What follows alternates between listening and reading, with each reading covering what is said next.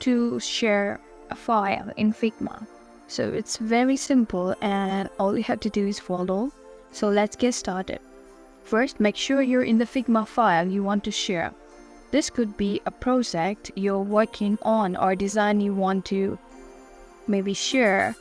So okay, let's get started. Alright, so now first make sure you're in the Figma file. So okay, you're in the Figma file you want to share. This could be a project you're working or a design you want a feedback on.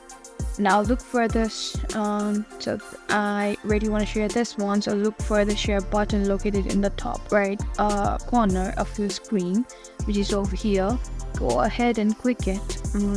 In the sharing settings, you'll see a few options. You can choose to share the link with anyone, or you can choose to share the link with some restriction, like restrict it to specific people. If you're collaborating publicly, select anyone with the link over here. Next, you can see the permission level, can view if you want them to see it, or can edit over here. Pick the one that suits your needs, and once you've set the permission, click copy link to grab the shareable link.